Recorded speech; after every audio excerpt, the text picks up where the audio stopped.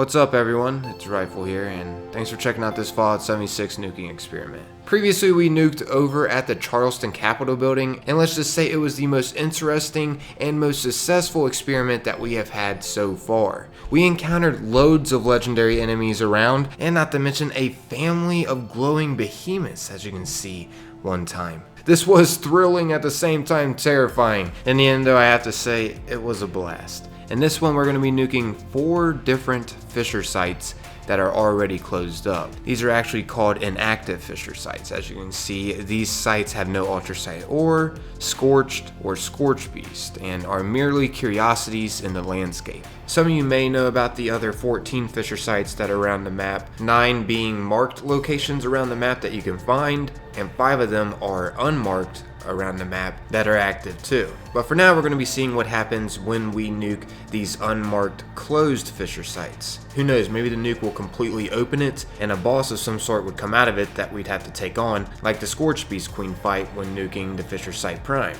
We're going to be nuking Delta, Theta, Kappa, and Tau.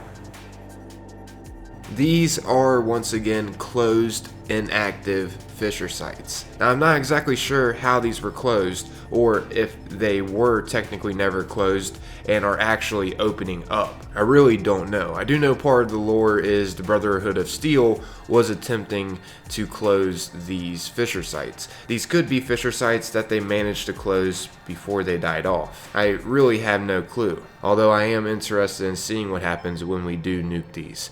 And this was highly recommended from the community in the past. I actually didn't even know about these unmarked closed fissure sites until some of you were commenting telling me to nuke these. So yeah, big thanks to the Fallout 76 community for the incredible support on this series. But yeah, I'm going to be starting with the Delta fissure site, which is once again unmarked on the map. It'll actually be located right over here in between the crashed space station and the knife edge. And by the way, it's noted in the wiki that these get their names from the game editor, just in case you may be wondering. But yeah, let's go ahead and see what happens. Keycard accepted. Keypad access granted.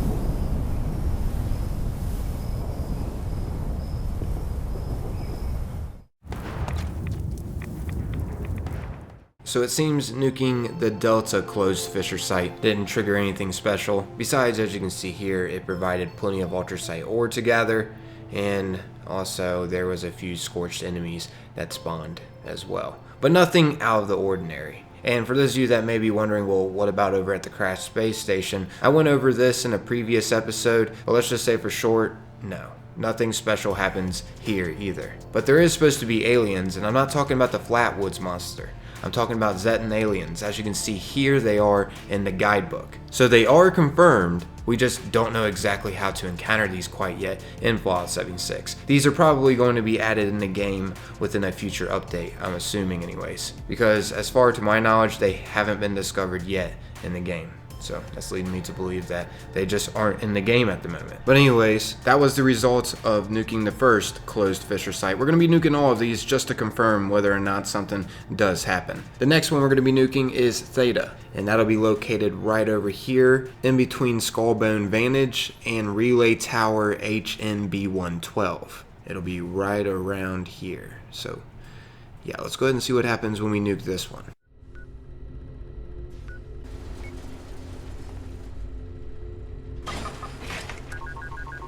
Attention.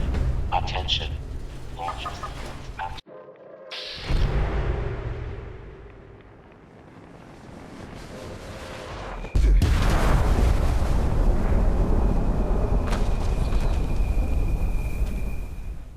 Okay, so it seems I got the same results out of nuking this area as I did Delta. There was a few scorched enemies that spawned here, and there was quite a bit of ultracite ore to pick up. But other than that, nothing particular. Not worth it to nuke here whatsoever. I will say though, I was pretty impressed. I practically caught that nuke too. Almost landed directly on top of me. I mean, on a serious note, why are these even here? They do nothing. Like, are they just here to take a picture of, or to build a camp around? I don't know. After all, I mean, the wiki did say they're just curiosities in the landscape, and I guess that seems like what they are. Just curiosities in the landscape. Anyways, for science, let's go ahead and confirm what happens to the other closed fissure sites when you nuke them. Next up here, we're going to be nuking the Kappa closed fissure site, which will be located right over here, kind of southwest of Clancy Manor. The closed fissure should be going through the road around that area. As you can see, here's what the environment looks like over around this one. So yeah, let's go ahead and see what happens.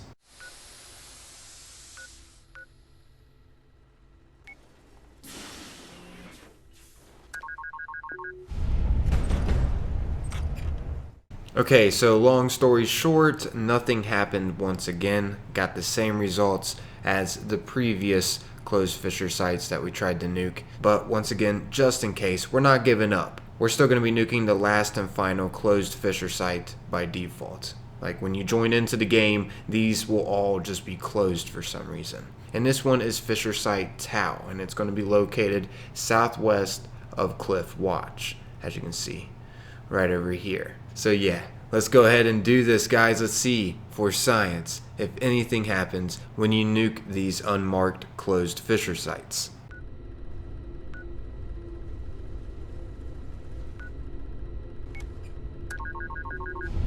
Have programmed me to love, to forgive, but no.